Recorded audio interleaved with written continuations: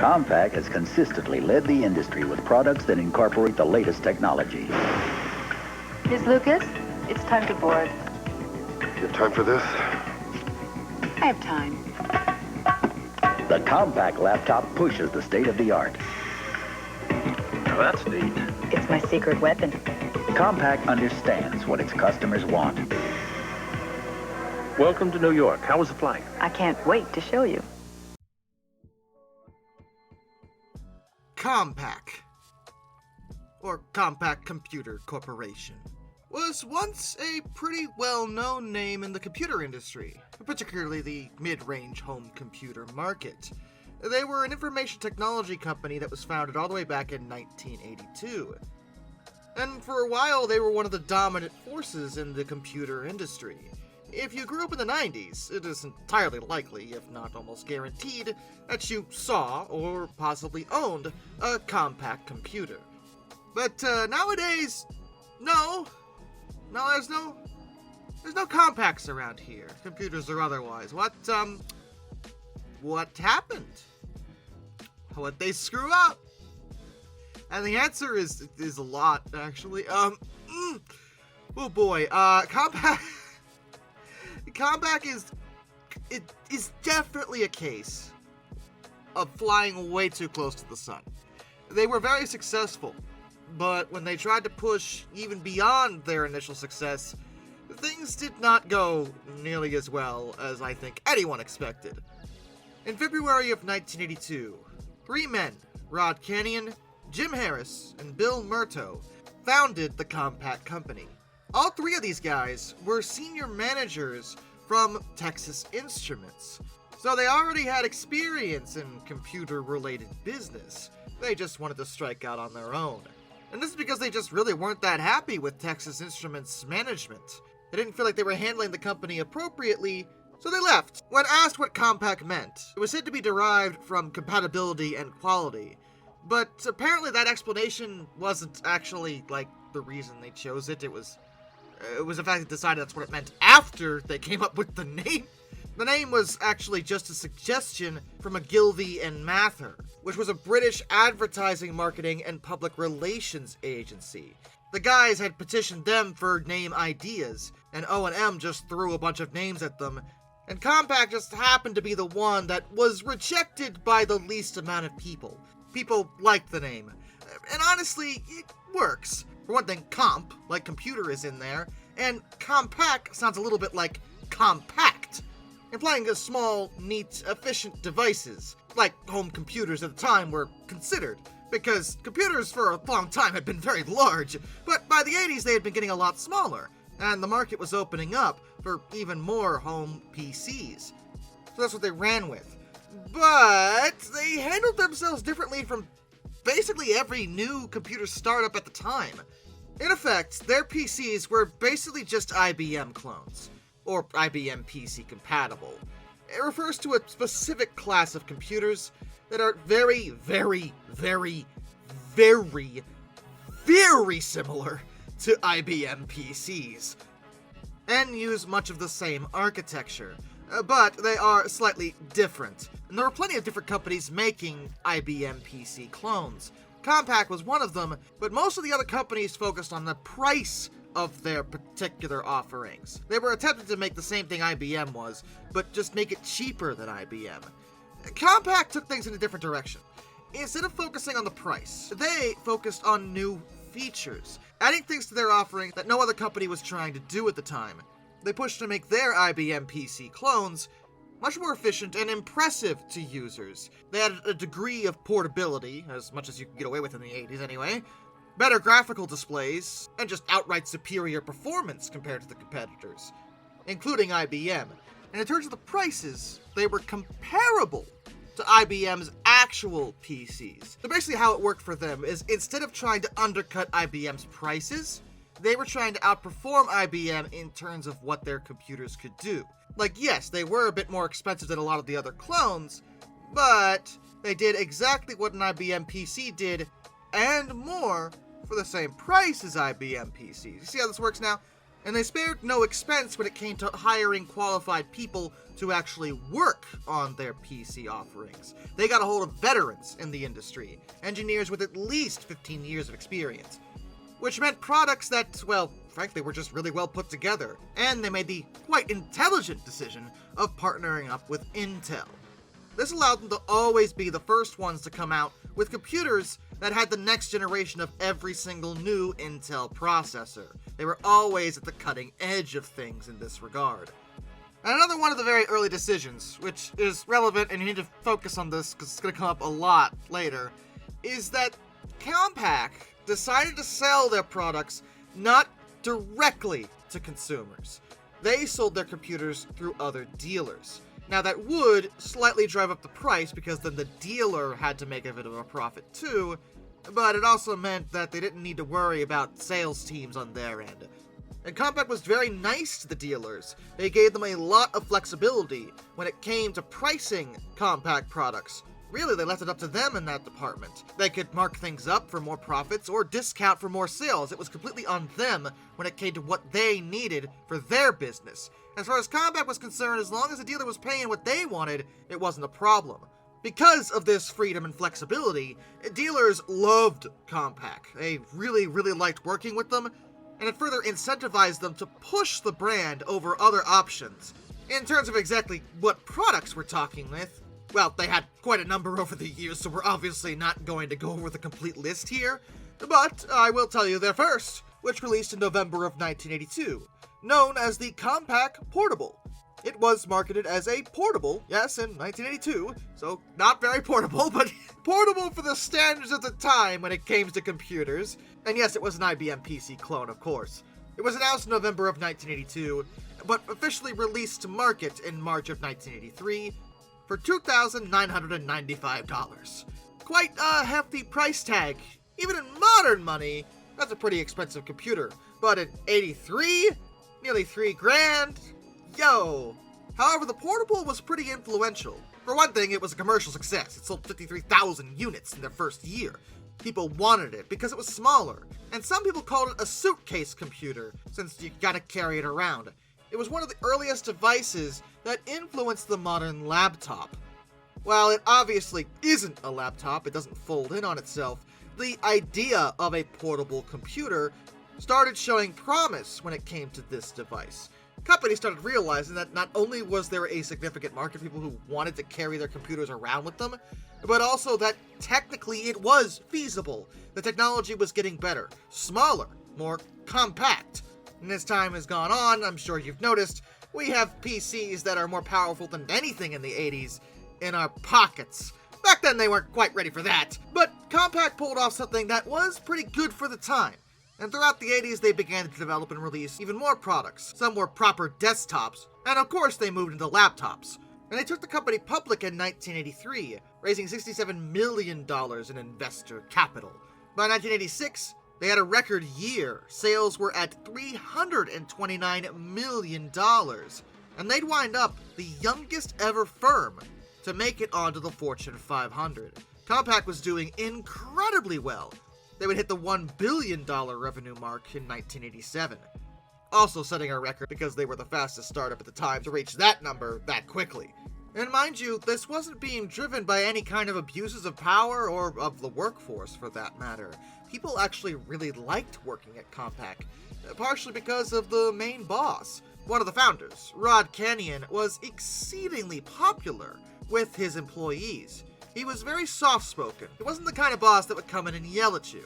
And all he ever really did was give you a gentle push in the right direction, perhaps. He also loved the idea of fostering a positive workplace, and by that I mean one that was equal. Every employee had very similar offices, including him, the president and CEO, remember? Also, no one had a reserved parking spot. Also including him. He didn't even reserve one for himself. And, that's the bare minimum of what you expect from a CEO. They're the CEO. Of course they're gonna have a reserved parking spot. Nope, not Kenyon. He was pretty humble. As far as he was concerned, he was just another worker, trying to make the company as great as it could be. They also hosted semi-annual meetings, which weren't mandatory, but turnout was generally very high. because the employees were invited to ask questions of the senior managers to make sure there was always an exchange of dialogue and information between the boots on the ground and the management. This was a really great setup for a company like this, and given how well they were doing, it was working. But sadly, that success wouldn't really last. As the world moved into the 1990s, things looked great for Compaq. They were in a very strong position, to the point that plenty of industry analysts considered them equal to IBM. But the tide started shifting for Compaq pretty quickly after this kind of stuff was said. Because, of course, you just had to jinx things, didn't you, mass media? Thank you so much. Everything's great and wonderful, it's gonna stay that way. Don't say that! You are tempting fate, you fools! And indeed, things, didn't go well. In January of 1991, Michael S. Suavely, who had been the president of Compaq's North American division, took a 6-month sabbatical, which just turned into flat-out retirement. He never came back. To replace him, a man named Eckhard Pfeiffer was put in charge, and he was already the president of Compaq International. Now, Pfeiffer is an interesting character, because in his way, he was very good at what he did. He had also joined Compaq from Texas Instruments, and he had established their operations from nothing, literally, from scratch, in both Europe and Asia. He was given just $20,000 to start up in Europe, and he opened up their first office in Munich, Germany in 1984. By 1990, Compaq Europe was a $2 billion business. Foreign sales contributed to 54% of Compaq's revenues. Pfeiffer was a genius when it came to this. And while he was busy making it rain over in Europe and Asia, the American business wasn't doing as well as it could be. They were doing well, but they started running into trouble. Canyon was still focused on the engineering, research, and quality control aspects of the business, which are good things to focus on, because it established Compaq as a very trusted brand. Customers knew when you bought from Compaq you were getting a quality product, something that actually would, work and not be a piece of junk. But by the early 90s, a lot of the other manufacturers had gotten their act together and had improved their own quality, while at the same time producing much more inexpensive PCs with off-the-shelf components. That meant that not only were their products quality builds, but also they were cheaper than Compaq's. You were getting the same thing, but for less money. Do you want the same thing for cheaper? That's the question here. And the answer for most people is, well, if it works, I'm gonna pay less. Because of course you are. Due to their lower cost rivals, Dell being the major one, Compaq suffered a $71 million loss for the first time in their history, and their stock price tanked by 2/3. For Canyon's part, he felt that a lot of the problems had to do with the recession going on in the early 90s, not any issues they were having as a company. And I'm sure the recession was part of the issue, but there were actual problems within the company that Canyon was kind of just sticking his head in the sand on. He really wasn't doing anything to address it. He wanted to keep doing things the same way he always had, not actually shift their strategy, and this frustrated much of the other board members, in particular, the chairman of the board, Ben Rosen. Rosen and Canyon didn't agree when it came to how to deal with the situation. Plenty of their competitors at this point were using cheaply made, but still functional, Asian-manufactured PC import parts that cost a heck of a lot less money in the grand scheme of things. It's a story we've heard often enough in the modern day. How much do you own that's actually made in China? Welcome to the modern economy, where everyone goes to China for manufacturing because, like a bunch of filthy communists, they don't actually pay their workers anything. So everything they make winds up being cheap as all heck. So cheap that it's actually cheaper to bring it across the entire Pacific Ocean rather than just make it here. Because we actually have to pay people so they can eat. Canyon felt the best solution to the problem was to focus on building lower cost PCs, but with components they were developing in-house to preserve their reputation of quality. Not a bad idea, but it still would result in products that had to be priced higher than most of their competitors. They just couldn't compete with cheap Asian labor. Rawson, on the other hand, felt they had to fall in line and start buying more of these off-the-shelf standard components from other suppliers. This way, they could hit the market faster and save money on research and development, since they wouldn't be making this stuff themselves. But Canyon thought that was completely against what he founded the company to do in the first place. And if they started cutting R&D, that meant that they wouldn't need as many employees, meaning layoffs, and he really didn't want to do that. In terms of how Pfeiffer was involved in this, well, basically, his success overseas meant that the board was interested in replacing Canyon with him. Rosen called a 14-hour board meeting to discuss this issue, and the directors would also interview Pfeiffer for the position without actually telling Canyon about this. After all this, the board was unanimous in voting to replace Canyon with Pfeiffer. And Canyon was completely blindsided by this. He was stunned and quite angry. It hurt to be thrown out of the company that he had helped build in the first place, of course, but in one bright spot of wholesomeness, his own employees still stuck by him. At least 150 staged an impromptu protest over the decision, holding up signs with words like, "We love you, Rod." Like I said, Canyon, when it came to taking care of his workers, was a fantastic boss. He wasn't actually thrown out of the company, though. They were just removing him as CEO, but he was offered a position on the board, so he could have stuck around, but he was so mad and bitter that he opted to simply leave. He didn't speak to Rosen for years after this, but eventually they did somewhat mend things, and Canyon, true to his form of being just a really nice guy, would eventually admit that, honestly, the decision to remove him was probably right. He really hadn't been focusing on what needed to be done to keep the company afloat. He admitted that he himself had been burned out, and was dragging his feet on making any kind of decision to move the company forward. It was causing problems. He was causing problems, and he was willing to admit that. 2 weeks after Canyon left, 5 other senior executives would also resign, including the only remaining founder of the company, James Harris, as Bill Murto had left in 1987. Pfeiffer was now at the helm, and he wasn't a consensus guy like Canyon had been. Canyon always wanted to hear what his workers had to say about things, but that did mean he was slower at making decisions. Pfeiffer, on the other hand, was way more dictator about it. He just made decisions. But in his defense, a lot of these decisions actually did work, at least at first. They would opt to enter the retail computer market with what they dubbed the Compaq Presario, which would become a whole line of desktop computers and laptops. This was huge, as it made Compaq one of the earliest manufacturers in the 1990s to put to market a PC that could be bought for less than $1,000. The Presarios were designed to be cost-effective. They worked and functioned. They were still made pretty well, all things considered, but they were much cheaper, and that made them way more attractive to casual consumers who weren't really sure about these newfangled computer doohickeys or this newfangled internet. What's an AOL? I don't even know what that is. But the Compaq Presario line helped bring the computer to, well, pretty much everybody. Not me, actually. I gotta admit that. Like, I knew what a Compaq was. I knew it was a brand. But my family had a Dell. Go figure. Anyway, they had also become the first top-tier computer manufacturer to utilize CPUs made by AMD and Cyrix. The new line would push them to the top of the PC food chain in 1994. They were literally number 1 of the market, surpassing both Apple and IBM. Granted, in those days, both of those big names were not doing so hot. So it wasn't necessarily that Compaq was that good. It was that both of those two were screwing up. But either way, it was good for them. Compaq was a known name and selling really well. And at the time, their inventory and gross margins were better than all of their rivals, giving them a lot of control over what they could price their products at.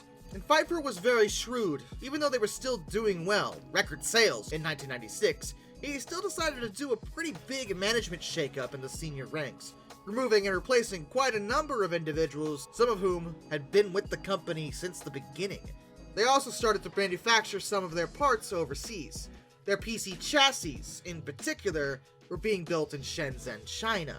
But in 1996, they went further and somewhat outsourced it. they asked a Taiwanese supplier to set up a new factory nearby to produce the mechanical bits, and Pfeiffer pushed for a new distribution strategy in order to make PCs made to order, rather than just stockpiling thousands of computers just willy-nilly. They could build them as they needed them, so they didn't have to kick around and stake up space. They also wanted to start building servers for people, not just regular computers, and this was very much IBM's territory. But unlike IBM, Compaq didn't want to do this while at the same time having a whole bunch of field technicians and programmers in-house, because that would be very, very costly to invest in. Instead, they pushed for more partnerships with other people to install and maintain corporate systems using Compaq-made servers, giving them an entry point into that market without actually having to spend nearly as much money as IBM was. Most of the servers that Compaq sold ran on Windows NT, but 20% of them actually ran Unix. It's a Unix system. I know this. And this was by request. A lot of companies preferred Unix for their servers. They did well at first, though. In January of 1998, they hit their high point, and Pfeiffer was on top of the world, just right next to that big old sun. And he predicted that the Microsoft Intel Wintel duopoly was going to be replaced by the Wintel PAC triopoly. You fool. As I said before, tempting fate is the worst thing you could possibly do in business. Don't act like a smug idiot. You're gonna get rolled. Haven't you ever lived anywhere? The forces of nature love slighting people for their hubris. And indeed, between 97 and 98, Pfeiffer made critical mistakes. And these involved acquisitions. In 1997, Compaq bought Tandem Computers, known for their non-stop server line, which would give them a presence in the higher-end business computing market. That seems reasonable. They also got a hold of a company called Networth, based in Irving, Texas, and Microcom, based in Norwood, Massachusetts. But the biggest acquisition, by far, was Digital Equipment Corporation, or DEC. Now, DEC is an interesting company. They are a computer company, but they were founded in 1957. They were a major player in the computer industry for several decades. In their case, though, it was in mini-computers. Now, what is a mini-computer? That's a mini-computer. Yeah, I know, it looks like a refrigerator. Not really mini, but in the 60s, that was a very small computer. The mini-computers, sometimes just called minis, were not just smaller, they were also generally sold at a much lower price than the bigger mainframes or mid-sized computers from IBM, for example, the ones that took up whole friggin' rooms. DEC's mini-computers were really good. The PDP line, in particular, was one of their mainstays for a long time. They were good for what they were for, by the standards of those days. And the PDPs were eventually superseded by the VAX Super Mini systems in the late 70s. But by the 90s, DEC was not doing so hot. They had a lot of trouble breaking into, say, the personal computer market. It took them a while to get their act together, and by the time they did, it was too late.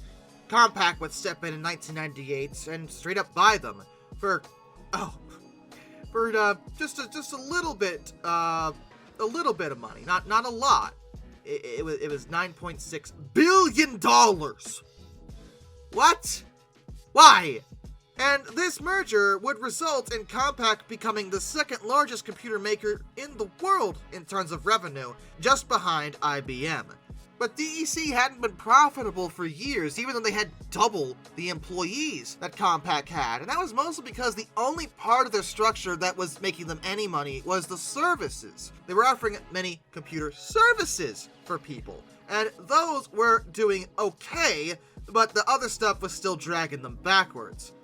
It would be a risky acquisition even if it was done perfectly, and this merger was not done perfectly at all. This was a mess. For one thing, Compaq didn't actually want the whole of DEC, ever. That was not really what they were looking for.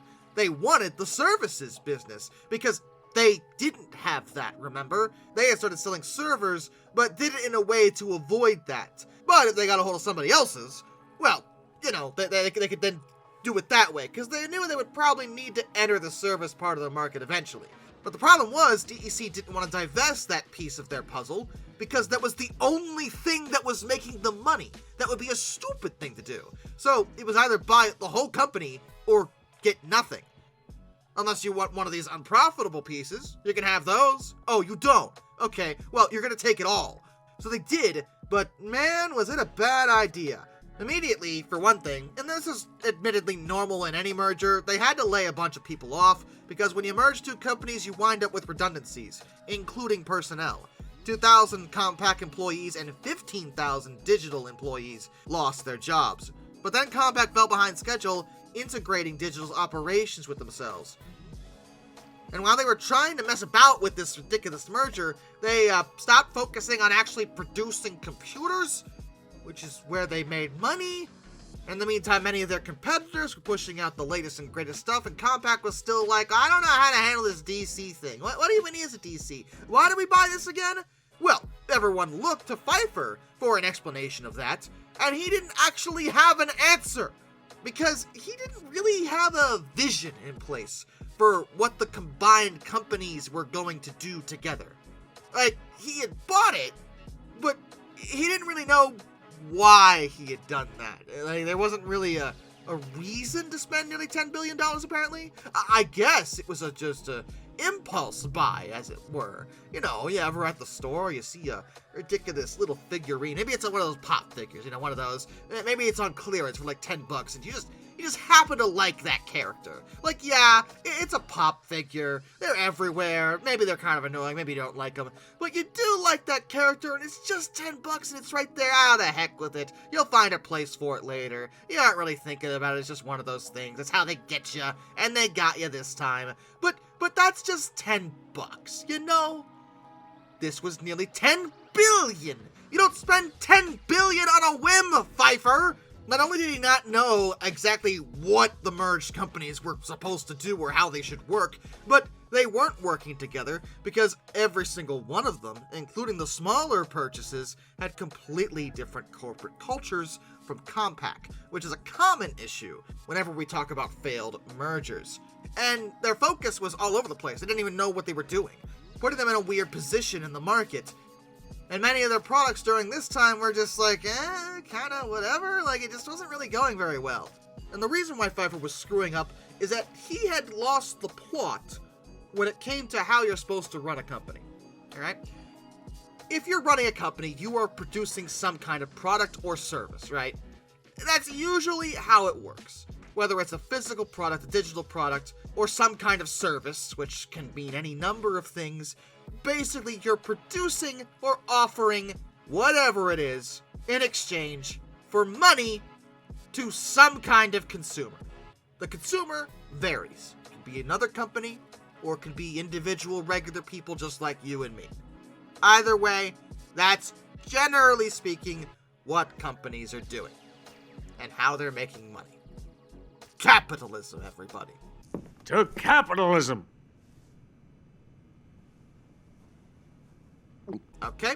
But, the point is that you always want to make sure that you remember that you are selling stuff to the consumer. And the consumer is the critical component here, because that's where you get most of your money. The money comes from the customer, the consumer, the regular people who say, wow, you're making a really cool product. Shut up and take my money.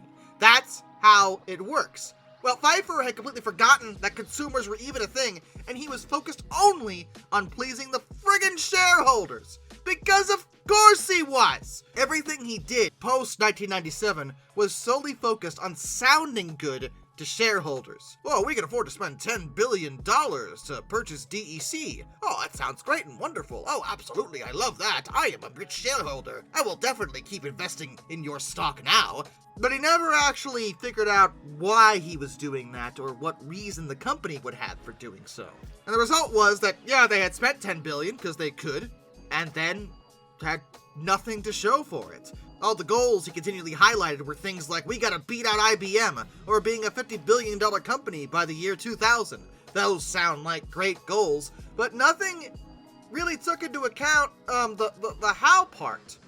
And by the how part, I mean the who the heck is buying your products? What products are you making for consumers? What the consumers want, and how is Compaq going to appeal to them? None of his strategies at this point had anything to do with that, which again is kind of the critical gear in the machine. You cannot have a functional company if no one is buying your stuff. It is as simple as that. Unless, of course, you're a socialized government prop-up, but we're not talking about a socialized government prop-up. We're talking about free market capitalism, where you are responsible for you, and you are responsible for making sure that the customer actually wants to buy anything from you, and you aren't doing it! Pfeiffer was so oblivious to the goings-on of the regular part of the business, solely looking at the shareholders and trying to bump up their friggin' stock price, that they even started running into an issue with bloated inventories, which is something he had tried to alleviate and succeeded in for a couple years.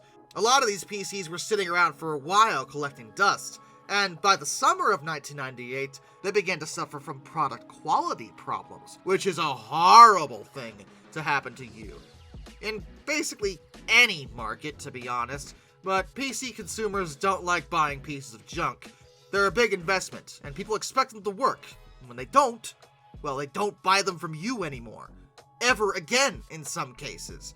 Pfeiffer kept pushing to increase the size of the business, but none of that size had any profitability considerations. Like, yeah, okay, Compaq's a big business, but it has to be, like, making money, otherwise it'll just, like, collapse in on itself, which is pretty much exactly what started happening, because, again, they weren't making any money anymore.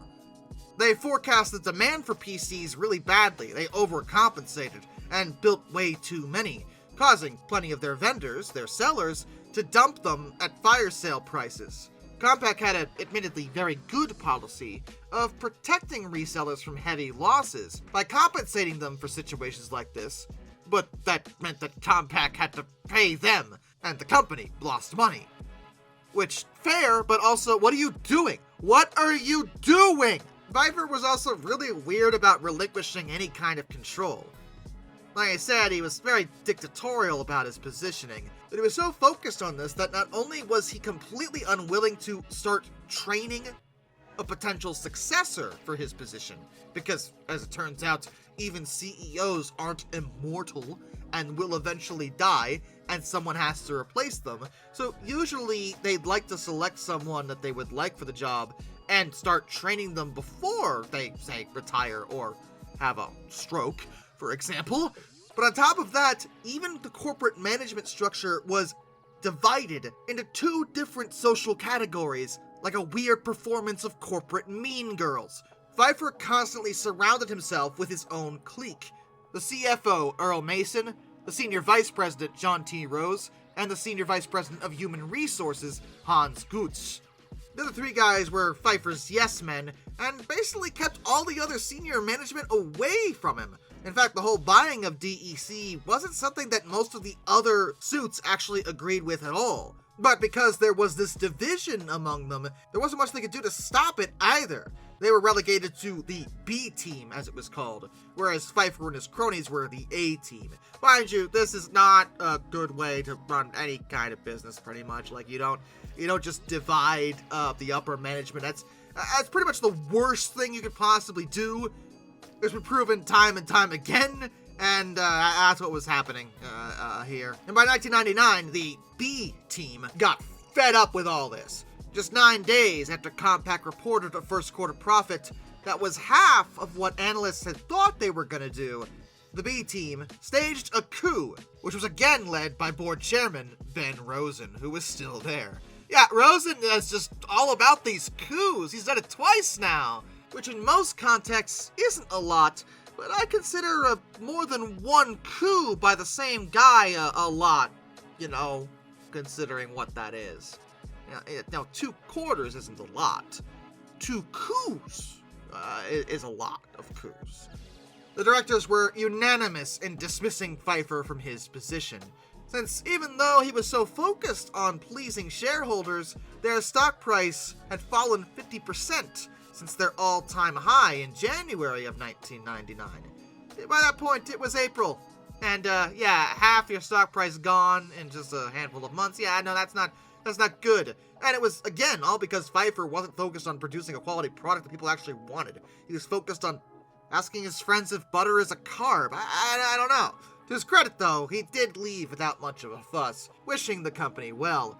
Rosen would serve as interim CEO, and they started getting rid of pretty much everyone that had been hanging around Pfeiffer and doing his bidding. They were over it. Pretty much everyone I mentioned earlier, his inner circle, yeah, they were all gone. Just thrown out the friggin' window, they were out. And they tried desperately to reorient themselves in a way that made some sense.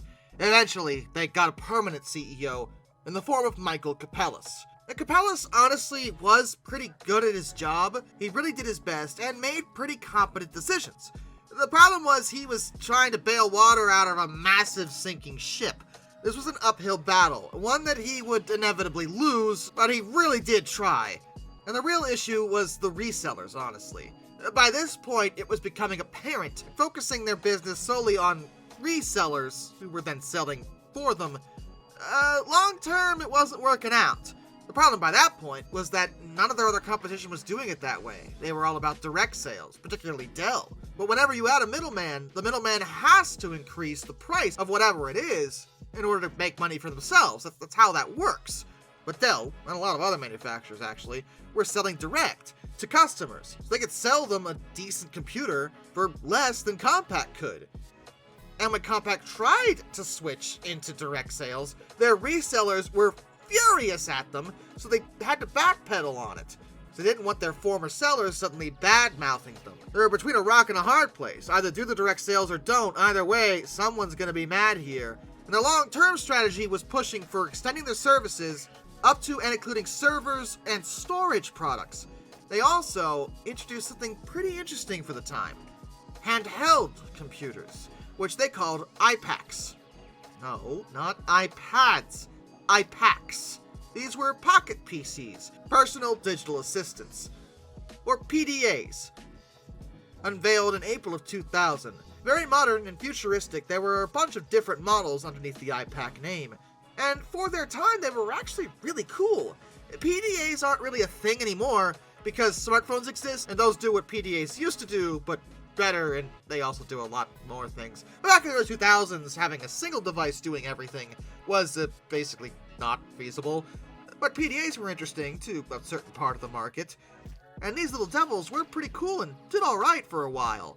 But it wasn't enough to save them, especially since just after they introduced the iPAQs, the dot-com bubble burst. Now you might be saying, well, didn't that just affect the internet? Well, no. The entire market took a steep downslope. Suddenly people just weren't buying computers, especially high-end, expensive ones, which Compaq did have quite good examples of, but no one was buying them. They only managed a small profit. Better than a loss, but only a small profit. And their stock price had fallen quite a bit. From the time Capellas became CEO to 2002, it was trading at half the original value. Granted, again, in his defense, he really was making pretty competent decisions. The economic downslope was something that they just weren't prepared for and had no way of really being prepared for. No one was prepared for that. And it got to the point where Compaq couldn't stand on their own anymore. It was decided in 2002 that they were going to merge with one of their former competitors, Hewlett-Packard, or HP. The merger agreement involves $24.2 billion. And at the end of it, Compaq shareholders would own 36% of the combined company, while HP's would have 64%. So basically, HP was just absorbing Compaq. And to be honest, when it came to Compaq's part, this went really smoothly. Everyone agreed on it, they were fine with it, they knew it needed to be done, there were no fights. But HP was a friggin' mess over there. Many people thought it was a bad idea, some thought it was a good idea, everyone kept fighting with each other, and the person in charge at the time was named Cara Carlton Fiorina, who is a complicated leader, historically speaking. She's her own story, though she pushed for the merger, believing it was the way forward for HP. But she went about it in a really awkward way. Many of the principal shareholders of HP, particularly the ones with the family names Hewlett and Packard, were a little bit opposed to the whole thing, particularly since a merger would result in massive layoffs, and they didn't want their company to have to do that. Also, they were the majority stakeholders, but were briefed on it with the same standard presentation as every other investor, no matter how small, which was frankly seen as kind of a snub, and HP is its own story that we don't need to get into right this second. But at the end of the day, it did go through. Barely, but it did. Compaq was absorbed into HP. Capellas was kept on as president of the post-merger HP, and Fiorina remained chairman and CEO of the new company. And this sort of setup isn't unusual at all for a merger. It generally eases the integration from two sides. But Capellas wound up not being really happy with it. He felt like he was in a lame duck position. They didn't really have him do much of anything. They pretty much just kept him around just to say they kept him around. But he had very little authority, basically no jobs were assigned to him, and from where he stood it was clear that he could not possibly hope to become CEO of this company. He himself would leave the company on November 12th, 2002, after only 6 months on the job, and he would go over to become CEO of MCI WorldCom. Sorry, that threw me off. He led them into their acquisition by Verizon, is what happened. He had nothing to do with the criminal part of the WorldCom thing. I just want to make that clear. And at this point in the story, Compaq is pretty much no more, but I'll give you the cliff notes of the rest of it. Because HP did keep the brand around for quite a bit, and many of the old employees, at least for a while. But Fiorina made it a point to start laying off many of those former Compaq employees, as well as former DEC, HP, and Tandem employees. Thousands of them, in fact, for nearly 3 years after Capellas left. And all these layoffs did nothing to help their situation. They kept losing money, and eventually she was forced out of her position in 2005. It was entertained to possibly ask Capellas to come back, but instead they hired a man by the name of Mark Hurd, who wound up separating the PC division from HP's printing and imaging division that they were known for, renaming it to Personal Systems Group, putting it under new leadership. This helped boost things quite a bit, and a lot of the PCs still carried the name Compaq, or sometimes both names, though eventually pretty much everything they made only had HP on it anymore. They officially stopped using the Compaq name, at least in the US, in 2013, though they did license it off to several foreign companies over the following years. Globulk, a Brazilian-based retailer, partnered with HP to reintroduce the Compaq brand with a new line of desktop and laptop computers. In 2015, Grupo Nusan, an Argentinian-based company, acquired the license to use for new lines of their notebooks. And in 2018, Ossify Industries, an Indian-based company, licensed the name for the distribution and manufacturing of smart TV sets. But as far as the original Compaq, no. No, it's all HP now. And it's kind of frustrating to see how this all went. Pfeiffer started out really well. He made them a ton of money, but he completely lost the plot, focusing only on impressing shareholders and not actually making a product that people were willing to buy. And the most annoying thing about this type of tunnel vision, for me anyway, is that if you focus on the product and produce a product that people are buying, you're making money. You're making a profit. And if your company is making a profit, you can then go to your shareholders and say, we're making a profit. And shareholders will be very happy to hear that. That's what shareholders want to hear. So if you focus on your consumer, on your product, do that part correctly, you make money, keep your company going in the right way, and at the same time, also appease the shareholders because, well, you're making money. But if you only focus on appeasing the shareholders and let the other part, kind of deal with itself or not at all, you won't actually do anything right because you cannot prop a company up with only shareholders. The money men are only going to invest their money if you are going to give them a substantial return. And you can't do that if you're not actually making a profit. It's actually not that hard to comprehend. And with that, a special thank you But to all my underwater train finders, some dude 267, Benjamin Owens and Zach A1, Arthur Roy, Jack Carson's River Videos, Lord Off 444, Isurfer 1405, Charles Kwiatkowski, Matt Weaver, Tom Redline, NS Productions 8104, Wheeljack 8401, Rescues Greyhounds, The Baxter, Kayla Crosswhite, Josh Johnson, Caleb Brainwaters, Prez Drenton, Master of None, Travis Delinsky, JBL Explorers, Tommy Rossini, Ben McCullough, Panzer Kitson 131 232, Mark Holding, Mr. Revel, Hayden DeGrow, Bad Train Puns Are Best, Kurt Forkham, Harry, Drew Debris, George Kenny, Kevin Wood, Hendrick Motorsports Fan 5, Hannah Bird, Duraushi, A Person 723, William Nemo, Dr. Race 78, Shimasu, Metal for Life Guy, Andrew Bowen, Crimson Rose, Ryan Wehofer, Zintech M, Boss K, Orange Glass, Andy, Ohio Trucker 1, Windy City Rails, John Videola, AET Museum Extra Special J, Bob Kondirk, Jared Brussel, Levi Anderson, Dara Williams, Liam Wright, DE Ultra, Mr. Sleepy, NJ1969, Acoletti, Jonathan Coco, John, Connor Hahn, AJNH86, Brian Philly, DFL Church, Murder Jones Doll, and of course, my dad. Till next time, this is Darkness, and I bid you all a fun farewell.